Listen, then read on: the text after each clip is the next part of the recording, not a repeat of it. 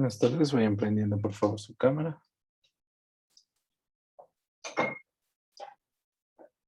Hígado y de vías biliares. Dentro de la evolución histórica del hígado, sí es muy antiguo porque era un órgano muy grande y muy fácil de estudiar. Los babilonios, 2000 años antes de Cristo, ya describen la superficie hepática. Francis Gleason, en 1654, describe la anatomía de los vasos sanguíneos. Berthe, en 1716, hace una hepatectomía parcial. Jogar, 1908, describe la compresión digital de los vasos ciliares hepáticos, conocida por nosotros como la maniobra de Pringle. En 1953 se hace una hepatectomía derecha. El hígado es un órgano que se localiza en el hipocondrio derecho. Pesa entre 1200 y 1600 gramos. Tiene una longitud de 24 a 28 centímetros de ancho. Antero-posterior 18 a 20 centímetros y un espesor de 6 a 8 centímetros. El hígado se divide en lóbulo hepático derecho y lóbulo hepático izquierdo, dividido por lo que conocemos como el ligamento redondo y el ligamento falciforme. Tiene una cara diafragmática y una cara inferior. En la parte posterior está unido a la pared y no tiene recubrimiento peritoneal en la parte posterior. Se llama una zona desnuda. El hígado no se puede dividir en dos segmentos tan amplios, así que hay una segmentación hepática que lo divide en 8 segmentos. Esta segmentación hepática es una segmentación funcional. Quiere decir que si nosotros sacaríamos un segmento y lo reimplantamos, podría ser totalmente funcional, ya que tiene su arteria, su vaso nutricio, su vaso funcional y su vena y su conducto biliar. Dividimos en 8 segmentos. En 1, 2, 3, 4, 5, 6, 7, 8, en dirección a las manecillas del reloj. Obviamente, esta segmentación es un poco más complicada. Para ver la segmentación hepática, revisemos lo La vena siguiente. porta. ¿Qué significa segmentar un órgano? Es lo siguiente, los órganos parenquimatosos tienen territorios, porciones, que van a estar irrigadas por segmentos vasculares bien definidos. Entonces, el cirujano tiene que conocer cuáles son estos territorios, estos segmentos de este órgano, de manera tal que pueda hacer la exéresis, la extirpación de un segmento sin comprometer la vasculatura del resto de la glándula. El hígado tiene 8 segmentos bien definidos, estudiados por Quinault, que corresponden a lo que se denomina segmentación hepática por la vena porta. Para poder conocer estos segmentos hepáticos es necesario que conozcamos el hígado desde su configuración externa. Es por eso que vamos a empezar hablando de la configuración externa del hígado para después poder entender la segmentación hepática. Hígado visto desde su cara superior. Tenemos un borde superior o cúspide, esto es derecho, esto es izquierdo, y un borde inferior. Acá tenemos, entre el tercio medio y el tercio izquierdo, el ligamento falciforme, entre cuyas hojas va a estar discurriendo el ligamento redondo. Acá está asomando la vesícula biliar. Acá tendríamos el diafragma, esto es una vista superior o anterosuperior, si se quiere, del hígado. Pero la segmentación hepática por las venas porta, por la vena porta, se hace desde la cara inferior. Entonces, vamos a levantar este hígado, este borde inferior o anteroinferior, lo vamos a poner acá arriba. Cara inferior. Entonces, si vemos el hígado desde su cara inferior, tenemos el borde anterior a este nivel, esto es izquierdo, esto es derecho, y acá viene todo el borde posterior. Lo primero que impresiona cuando vemos al hígado desde abajo es el ilio, que es una estructura transversa que está en la parte media, de izquierda a derecha, y se denomina surco transversal. Tiene dos segmentos, un segmento derecho y un segmento izquierdo. Por el segmento izquierdo va a correr el surco longitudinal izquierdo, que está representado hacia adelante por el ligamento redondo y hacia atrás por el ligamento o surco de Arancio, que son resabios embrionarios. Hacia la izquierda tenemos el surco longitudinal derecho, que es bien ancho, bien amplio y se denomina fosa cística, una estructura ovoidea que es la fosa cística que va a contener a la vesícula biliar. Esta parte de acá que vemos, que nos queda, pertenece a la cara posterior del hígado, donde va a estar enfundada la vena cava inferior que lo cruza por detrás, de abajo para arriba, y está bien metida, bien relacionada con la cara posterior de este órgano. Entonces tenemos de esta manera una H, acá en el medio, que me divide a la cara inferior del hígado en un lóbulo izquierdo, un lóbulo anterior, entre la fosa cística, el ligamento redondo y el surco transverso, que se denomina lóbulo cuadrado, y hacia atrás de este tenemos entre la vena cava inferior, el surco transverso y el surco de Arancio, el lóbulo de Spiegel y un lóbulo derecho. Entonces tenemos lóbulo cuadrado, lóbulo de Spiegel hacia atrás, lóbulo izquierdo y lóbulo derecho. Acuérdense que todo lo geométrico en el hígado es anterior. Ligamento redondo, lóbulo cuadrado, fosa ovoidea o cística. Siempre se presenta la duda en si el lóbulo cuadrado es anterior o posterior, y lo mismo con el de Spiegel. Acuérdense que todo lo que sea geométrico va a ir para adelante. O sea que siempre el lóbulo cuadrado va a estar hacia adelante y el lóbulo de Spiegel va a estar hacia atrás. Perfecto, acá vemos el hígado desde su cara inferior. En el lóbulo derecho marco las impresiones del colon ascendente, del riñón derecho y de las glándulas suprarrenales derechas, que mucho no nos hace a la segmentación hepática, pero bueno, lo ponemos.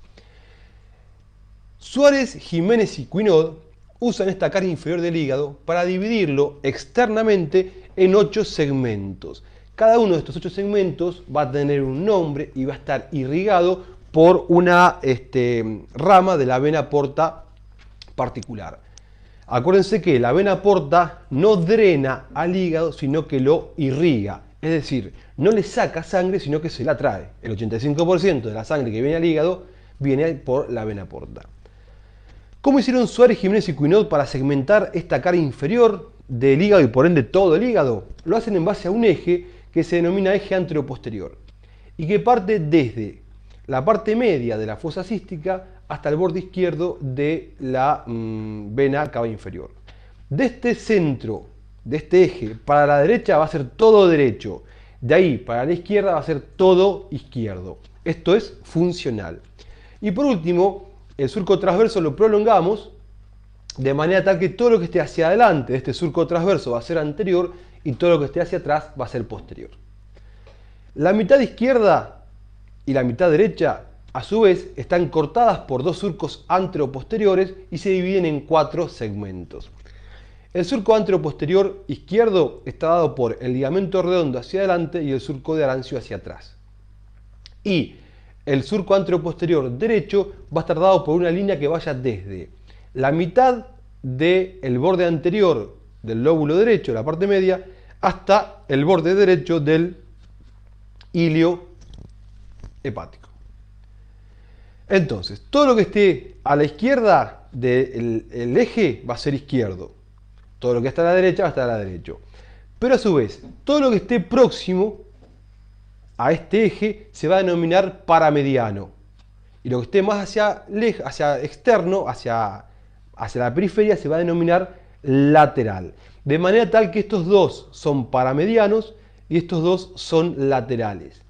Como estamos del lado izquierdo, este es el paramediano izquierdo y a su vez anterior. Este es el paramediano izquierdo posterior. Así pasa lo mismo del lado derecho, del lado izquierdo y del lado derecho. Vamos a ver que Suárez, Jiménez y Cuinaud le pusieron un número a cada uno de estos segmentos, partiendo desde el lóbulo de Spiegel y en sentido antihorario. Entonces tenemos 1 para el segmento paramediano izquierdo posterior, 2 para el lateral izquierdo posterior, 3 para el lateral izquierdo anterior, 4 para el paramediano izquierdo anterior, 5 para el paramediano derecho anterior, 6 para el lateral derecho anterior, 7 para el lateral derecho posterior y 8 para el paramediano derecho posterior, que en realidad es póstero superior y no se ve desde la cara inferior. Por eso está hecho con un negro un poquito más claro. 8 segmentos nos dividen de esta forma al hígado según Suárez, Jiménez y Cuinot. La vena porta va a arribar al lóbulo, al hilio del hígado y se va a dividir en dos ramas. Una rama izquierda para los segmentos 1 a 4 y una rama derecha para los segmentos 5 a 8. La rama izquierda va a dar, primeramente ni bien entra, una rama para el segmento 1, una rama para el segmento 2 y una común para los segmentos 3 y 4. Esta común se denomina proceso de Retzius y es importante, ahora vamos a ver por qué. La rama derecha va a estar destinada a los segmentos 6 y 7, pero antes va a dar una para el segmento 5. De esta que va al segmento 5 sale una que hace como un rulo y se va para atrás y para arriba y va a llevar sangre al segmento 8 y se denomina arteria recurrente de Paturet, sin ser una arteria, recordemos que es una vena, pero como lleva sangre, Paturet la llamó arteria recurrente de Paturet. Son estas las 8 ramas que da la vena porta para cada uno de los segmentos que Suárez, Jiménez y Cuinot habían definido según esas líneas geométricas que pusieron en su cara inferior. Lo que le quería recordar es que la sangre en vida embrionaria, la sangre que viene de la placenta viene por la vena umbilical y va a dividirse en dos ramas. Una que va a terminar en el proceso de Retzius, que le trae sangre directamente al hígado, al sistema portal, y otra que va a ir por medio del conducto de Arancio, que se llama conducto de Arancio, a la vena cava inferior. Entonces, la vena umbilical se divide, pasa por las dos hojas del ligamento falciforme y se divide en dos ramas. Una que va al proceso de Retzius y que se llama vena umbilical propiamente dicha, y otra que se denomina conducto de Arancio y va a la vena cava inferior. Luego, cuando se produce la caída del cordón umbilical, se atrofian estas venas. La vena umbilical se transforma en ligamento redondo, que sigue corriendo por las dos hojas del ligamento falciforme, y el surco de Arancio, el conducto de Arancio, perdón, pasa a llamarse surco de Arancio. Terminamos con la simulación hepática, gente, espero que lo hayan entendido. Les mando un abrazo grande, Martín sigue apolillando y nos vemos pronto. Hasta luego.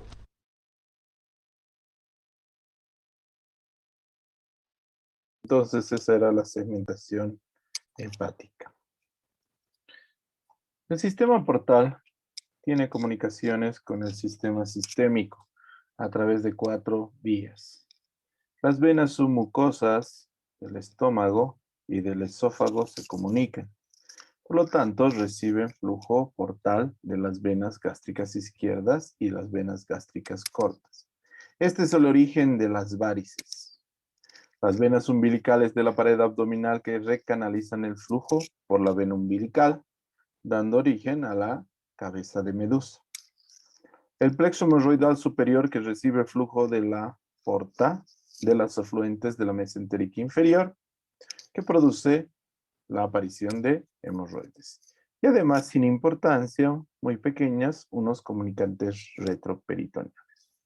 El hígado está fijo en su posición a través de dos ligamentos, ligamento suspensorio o falciforme y el ligamento coronario. Además, lo fijan en su posición la vena cava superior, las venas suprahepáticas y la propia presión intraabdominal. Por debajo del hígado se encuentra un órgano accesorio que es la vesícula, que tiene un fondo, un cuerpo y un cuello. La vesícula biliar tiene en su interior unas fosas poligonales y se comunican con la vía biliar principal a través del conducto cístico. Este conducto cístico puede ser largo, corto o incluso anterior a la vía biliar, de acuerdo a alteraciones anatómicas normales. La vesícula biliar recibe sangre de única arteria cística, que puede venir también con alteraciones anatómicas normales. Por ejemplo, esta cística es muy corta y esta arteria hepática derecha está anterior a las vías biliares.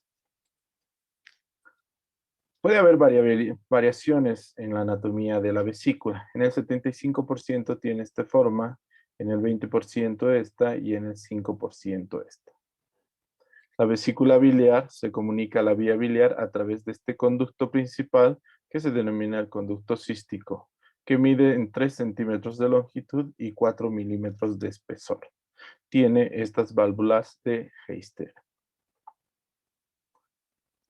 Las arterias que irrigan la vesícula biliar vienen directamente desde el tronco celíaco a través de la hepática derecha.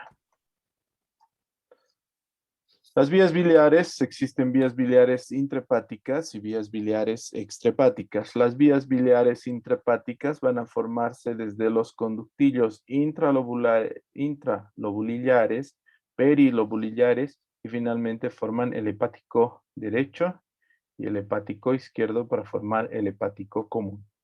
Las vías biliares se clasifican en vías biliares extrahepáticas principales y vías biliares extrahepáticas accesorias. Las vías biliares extrahepáticas principales son el hepático común y el colédoco.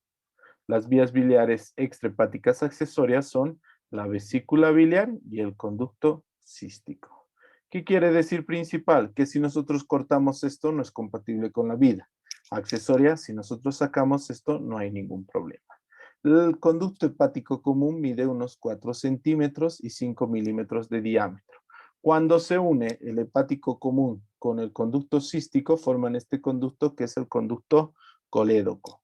Este conducto colédico mide de 5 a 9 centímetros de longitud con unos 5 milímetros de diámetro.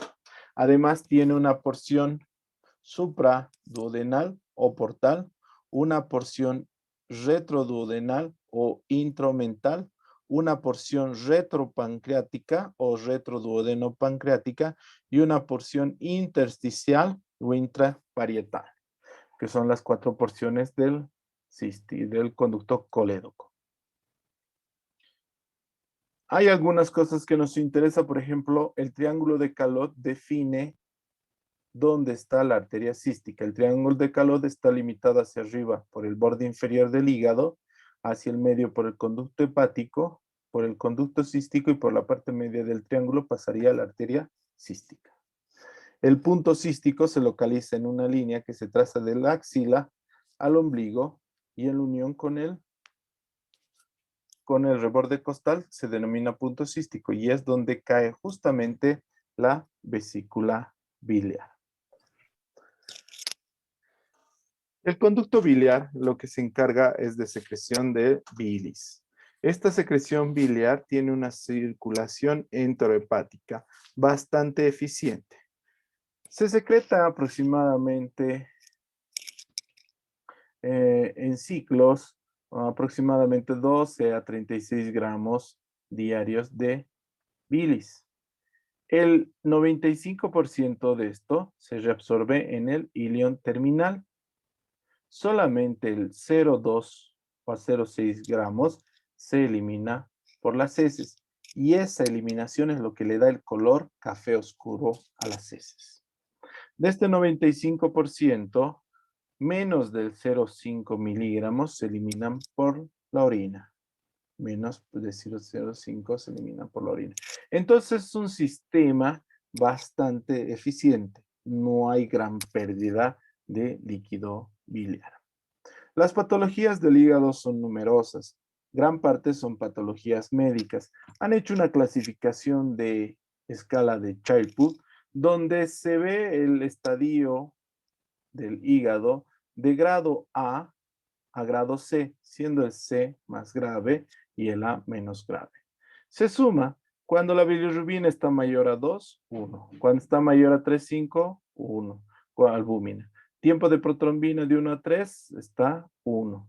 Y así sucesivamente. Si la bilirrubina en ese paciente está 2 a 3, ya aumenta el valor y se suma 2, 3, 4, 5 y nos da el grado de patología crónica que tiene el hígado. Viendo desde nuestro punto de vista, el procedimiento más común que se hace sobre el hígado es la biopsia hepática. Normalmente hacemos una biopsia hepática laparoscópica. La segunda patología por la cual operamos el hígado es por el trauma hepático. Puede ser un trauma hepático penetrante o perforante. Puede ser trauma hepático cerrado. Y en esos casos, cuando es muy grave el sangrado, terminamos haciendo un packing hepático, que consiste en introducir un montón de apósitos y compresas sobre el hígado para evitar que sangre. A veces tenemos que comprimir lo que es el hilio hepático, lo que conocemos como maniobra de Pringle. Cuando hay lesiones hepáticas se clasifican del 1 al 5. El 1A hay una lesión subcapsular menor al 10%. El 1B hay una lesión subcapsular del 10 al 50%. El 2 hay una lesión subcapsular mayor al 50%. El grado 3 hay ruptura, hematoma parenquimatoso. Grado 4 hay disrupción parenquimatosa mayor al 75%. Y el grado 5 hay una abulsión hepática. Otra patología que se asienta a nivel de hígado son los abscesos hepáticos, ya sea abscesos hepáticos piógenos o abscesos hepáticos amebianos. Gran parte de estos abscesos son de manejo médico, es decir, con administración de medicamentos puede mejorar. Raras veces operamos, excepto cuando hay quistes hidatídicos. Los quistes hidatídicos son quistes parasitarios que nosotros tenemos que sacar mediante resecciones y segmentectomías. Otra patología común en el hígado relacionada con la bebida es la hipertensión portal. Como la sangre no pasa fácilmente por el hígado, porque hay una cirrosis, una esclerosis del hígado, se aumenta la presión del hígado. Y esto repercute en la presión de la porta. Si la presión portal está por encima de 10 centímetros de agua, se habla de hipertensión portal. El tratamiento solamente puede hacerse mediante operaciones derivativas. Se hace una operación derivativa uniendo la arteria esplénica con la renal, una anastomosis espleno-renal, y de esa manera la sangre de la porta pasa directamente a la circulación sistémica. Lamentablemente, la sangre que viene de los intestinos es muy contaminada, teniendo amoníaco, y que nos va a dar patologías diferentes cerebrales, inclusive por la recirculación de sangre contaminada. Pero es que no hay otra forma de mejorar la vida a veces de estos pacientes. No sé si tienen duda. Ajá. ¿Alguna duda, alguna pregunta, jóvenes? Trauma hepático. Emprendiendo los que faltan sus cámaras. Vamos a ver un video de trauma hepático.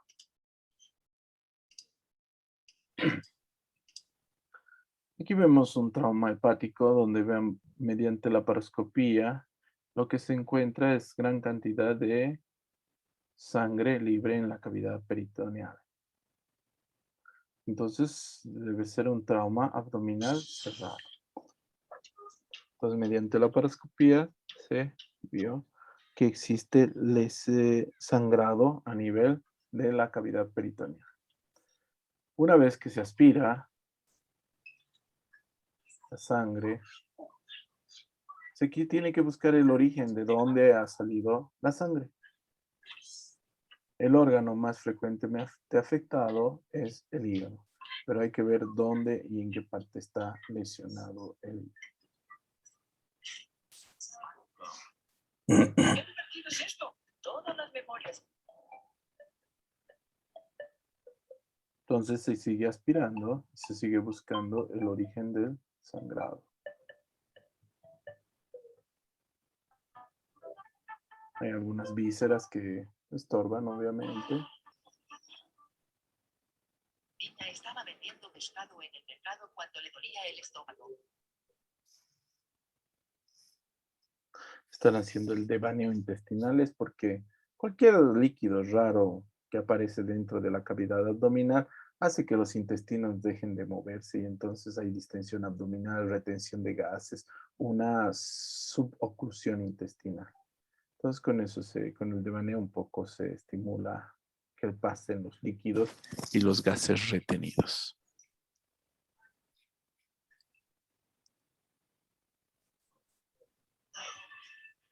Entonces ahí sobre la lesión se ha puesto unas pequeñas gasas. Embebidas en solución húmeda. Y ya no se ve mucho sangrado. No hay necesidad de hacer otra cosa. ¿Ven? Ahí está la lesión subcapsular, pequeña, no sangrante. Si no está sangrando, no vale la pena hurgarle. No vale la pena hurgarle. Se queda así. Se absorbe la sangre, se hace devaneo intestinal, se deja un buen drenaje y listo.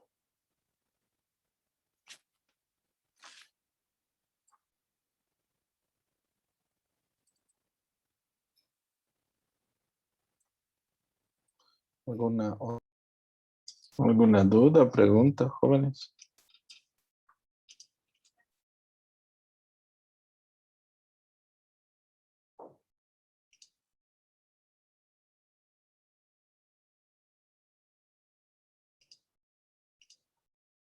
Bueno, entonces vamos a continuar viendo.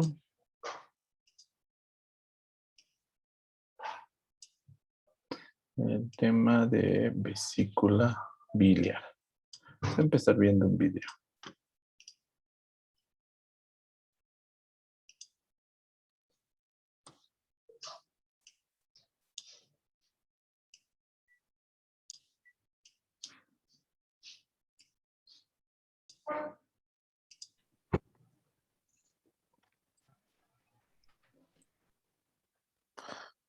Bueno, cuando nosotros vemos la colecistectomía, que es la resección de la vesícula biliar por obstrucción, vemos aquí una vesícula, atención, en la cual se hace una punción para vaciarla. Dentro de la vesícula va a haber cálculos, obviamente, que vamos a tener que sacar después. Ahí se vacía solo el contenido de bilis atrapada. Solo el contenido de la bilis atrapada.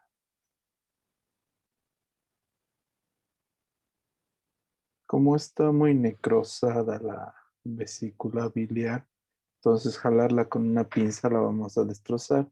Entonces con una pinza levantamos y tomamos desde abajo un punto con hilo para que nos pueda servir para traccionar la vesícula biliar en la cirugía laparoscópica.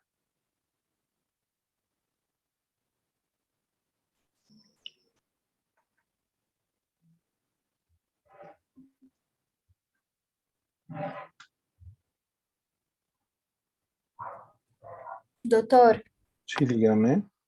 mi câmera não está funcionando.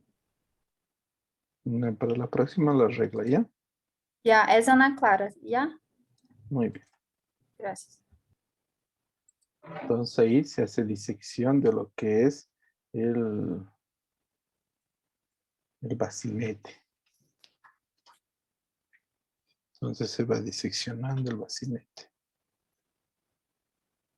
¿Qué estructuras buscamos ahí? Buscamos el conducto cístico y la arteria cística. Ahí está el conducto cístico.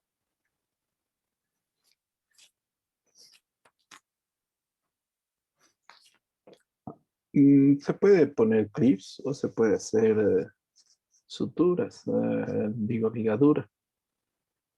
Entonces ahí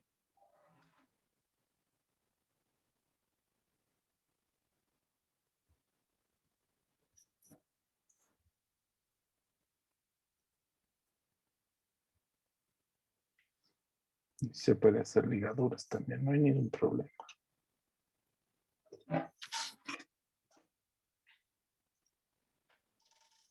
Entonces eso, estamos ligando el conducto cístico.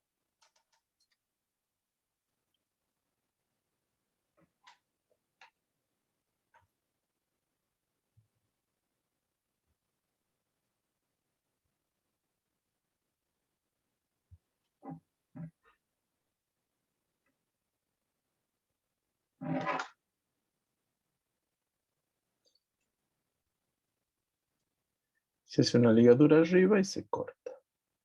Entonces, una vez que ligas la arteria cística y el conducto cístico, puedes desperitonizar la vesícula biliar y se saca y termina el procedimiento.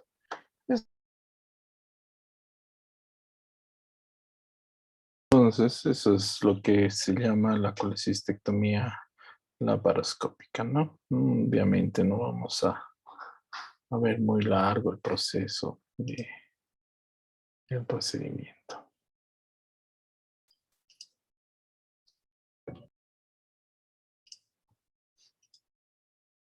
Vamos a continuar con el tema de la vesícula biliar. Centímetros de largo por 3 centímetros por 3 por 5 a 5 centímetros de ancho. Su capacidad máxima es de 60 ml. La patología que se asienta en la vesícula biliar se conoce como colecistolitiasis, que quiere decir presencia de litos dentro de la vesícula biliar. Estos litos, o también llamados cálculos, el 80-90% de ellos son de colesterol. El 5% son pigmentados, ya sea pigmento negro cuando hay hemólisis o cirrosis, pigmento terroso cuando hay bilirrubinato de calcio, y pueden ser mixtos en el 10% de los casos. ¿Por qué aparece tanto cálculo? Porque hay un desbalance en la composición de la bilis. La bilis tiene que tener lecitina, sales biliares y colesterol en un equilibrio. Si hay más exceso de alguno de ellos, se empieza a formar el cálculo. Entonces, si hay más exceso de colesterol, aparecen los cálculos de colesterol. ¿Pero sobre qué aparecen los cálculos de colesterol? Sobre estos formadores de núcleo. Los formadores de núcleo son las formadores de núcleo son las bacterias, desechos celulares, moco de la vesícula, exceso de colesterol, propios pigmentos biliares, sales de calcio, éstasis biliar y saturación de colesterol. Esos mismos hacen que se formen sobre ellos cálculos de colesterol. Ahora no se sabe por qué hay cálculos grandes, pequeños o microcálculos. Eso depende de cada una de las personas. Pero sí conocemos los factores predisponentes. Factor predisponente son sexo femenino, la obesidad, estrógenos exógenos, embarazo, sección del nervio vago, edad avanzada, factores genéticos y poblacionales. Estas son las causas de predisposición para tener los cálculos en la vesícula. Es más frecuente esta patología en las mujeres. Los cálculos son pues muy antiguos. El primer cálculo que se encontró es en una momia de hace 2000 años antes de Cristo. Entonces es una patología muy común. ¿Qué es lo que pasa? Cuando un cálculo se impacta en la entrada de la vesícula, genera lo que conocemos como colecistitis aguda, que es una inflamación bacteriana o química de la vesícula biliar. Puede causar peritonitis y muerte. El 95% de las colecistitis agudas son litiásicas, es decir, por cálculos, y solo el 5% son alitiásicas. ¿Qué es lo que pasa? Si ustedes observan acá la vesícula biliar, y aquí vemos el bacinete, si el cálculo se enclava acá, empieza a comprimir la vesícula biliar y aparecen los signos o los transmisores de la inflamación. Se activan los factores de la inflamación, hacen que se inflame, hay presión intravesicular, hay alteración del riego sanguíneo a nivel de la vesícula, se necrosa, se perfora. Y puede dar una peritonitis local, una peritonitis general o solamente fístulas. ¿Qué síntomas tiene la patología de cálculo en la vesícula biliar? Impactado, pero El primer síntoma es el dolor. Dolor intermitente, localizado en hipocondrio derecho, cólico, después de la ingesta de alimentos colecistoquinéticos, quiere decir, después de ingerir grasas. Este dolor se puede irradiar al ángulo de la escápula o al hombro derecho. Presenta náuseas y vómitos en el 60 y 70% de los casos. Pero lo bueno, si es que hay algo bueno de esto, es que los vómitos mejoran parcialmente el dolor de la colecistitis aguda. Clínicamente vamos a tener hipertermia, hipersensibilidad en cuadrante superior derecho, va a haber rigidez muscular, en el 25% va a haber Bloomberg, 90% va a haber signo de Murphy positivo, ruidos e hidroaéreos negativos en el 10% de los casos, ictericia en 10% de los pacientes. La ictericia es porque las sales biliares se reabsorben por la mucosa de la vesícula biliar. Dentro de los laboratorios, si pedimos hemograma y pruebas funcionales hepáticas, lo positivo va a salir leucocitosis con desviación a la izquierda en 85% de los pacientes, aumento de la bilirrubina sérica en el 50% de los pacientes y aumento de la amilasa en el 33% de los pacientes, sin que esto indique que haya coledocolitiasis. No nos hacemos mucho problema para el diagnóstico de la vesícula, porque el gold estándar, es decir, de diagnóstico, es la ecografía.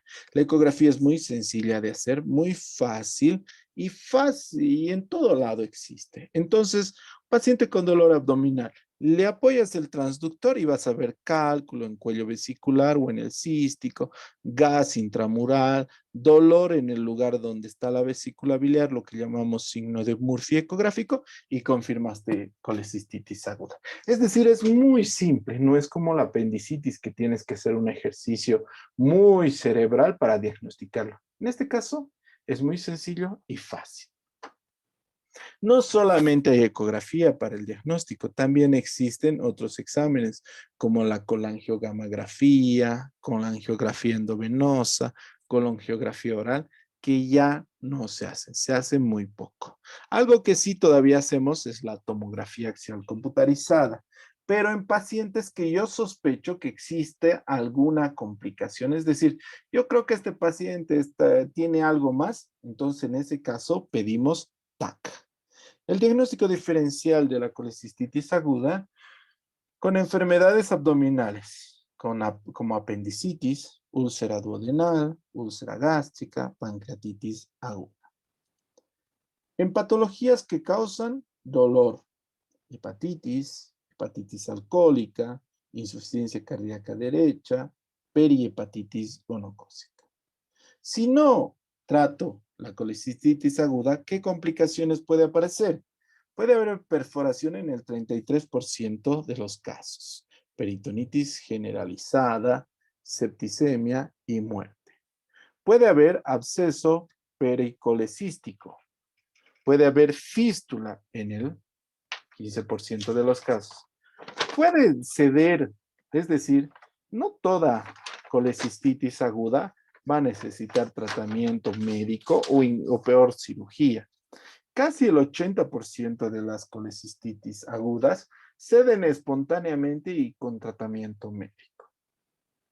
La mortalidad y morbilidad de esta patología alcanza el 20% por eso. Las complicaciones locales a nivel de la vesícula puede haber hidropesía vesicular, colecistitis enfisematosa, vesícula en porcelana, hilio biliar. ¿Cuál es el tratamiento?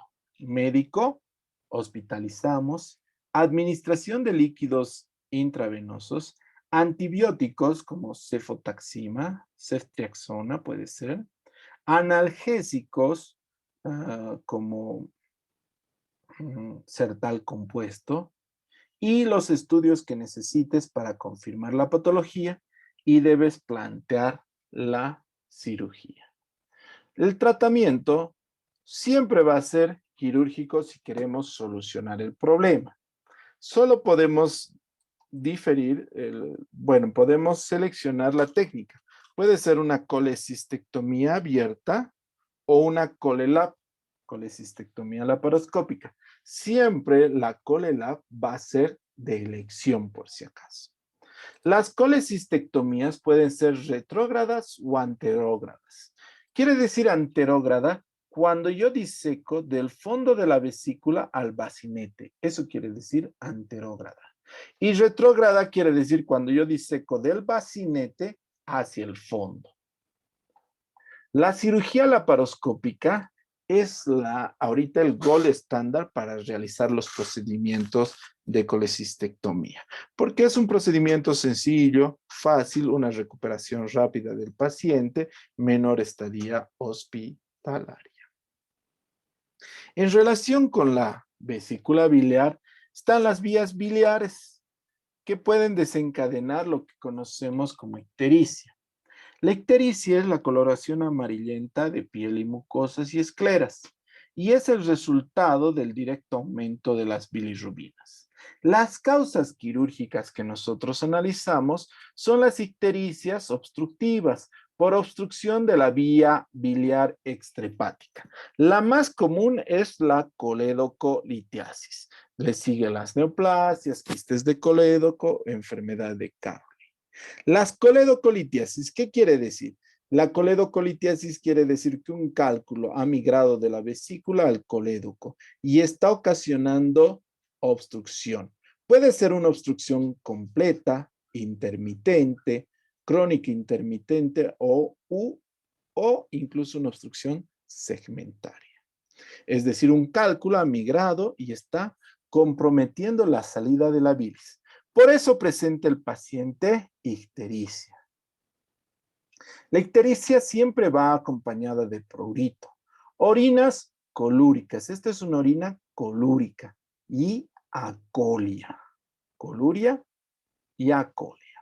Además de eso va a haber dolor, anorexia y pérdida de peso.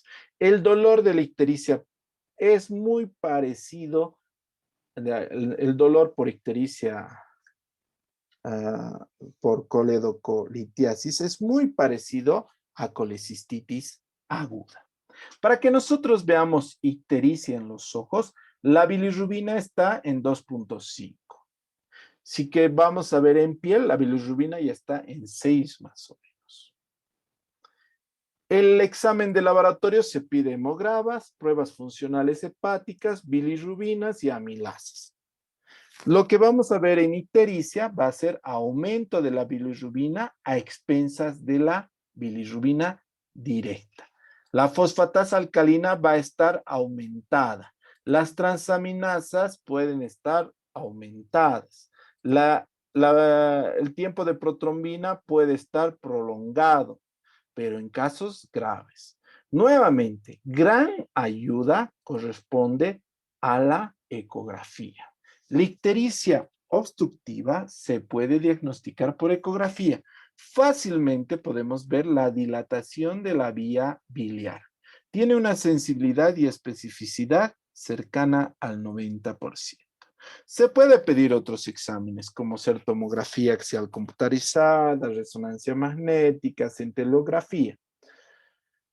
Pero después de confirmar ecográficamente, el mejor diagnóstico a seguir va a ser la RCP. ¿Qué quiere decir RCP?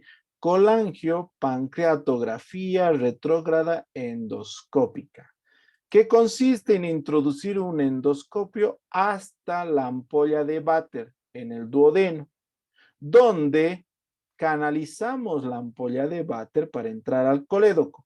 Cortamos acá y sacamos la obstrucción. Es decir, la RCP no solamente va a ser diagnóstica, sino también va a ser terapéutica. ¿Entendido?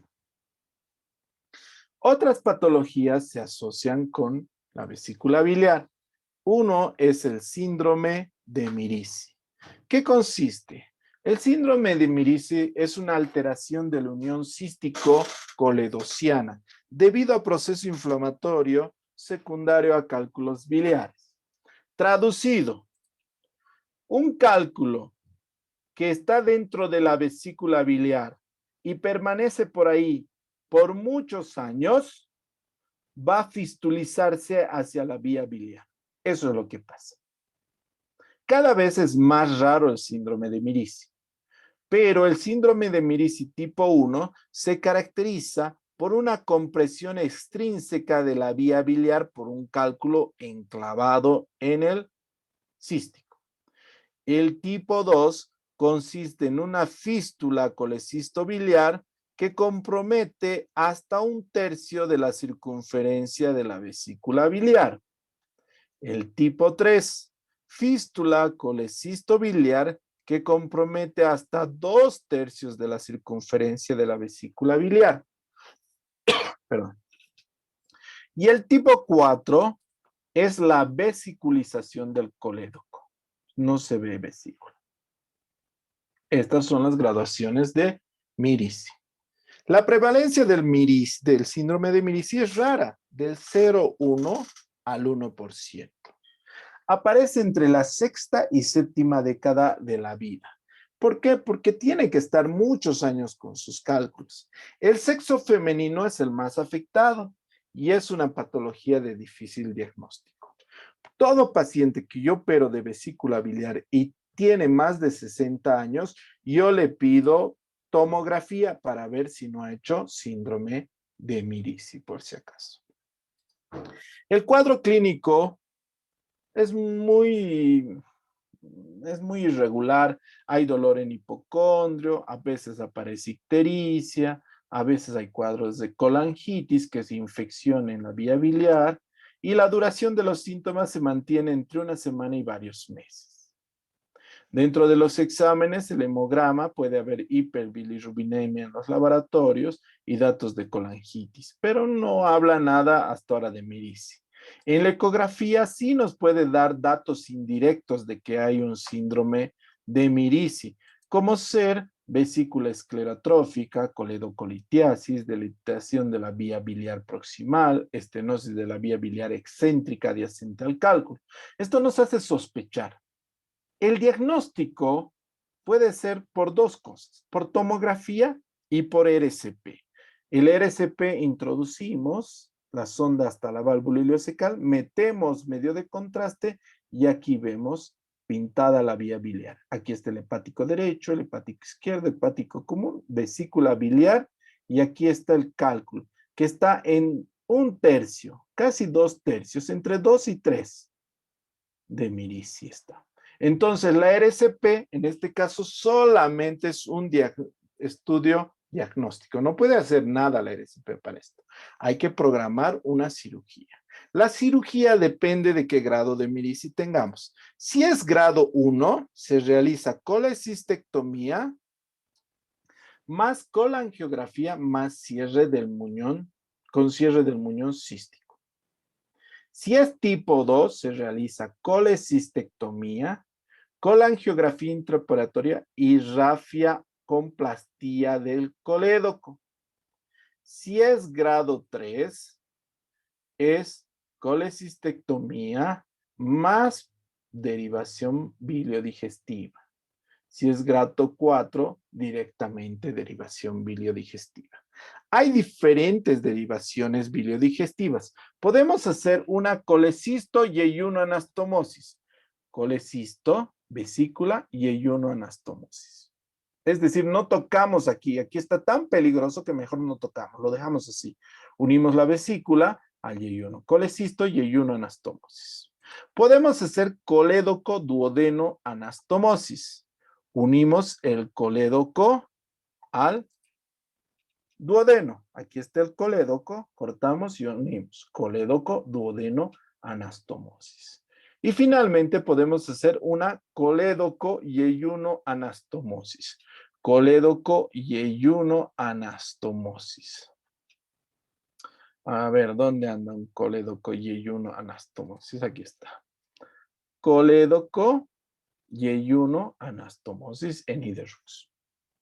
Entonces, cuando es grado 3 y grado 4, el procedimiento no se puede hacer de emergencia. Se toma el tiempo y se hace el procedimiento en una cirugía programada. ¿Alguna duda, alguna pregunta, jóvenes?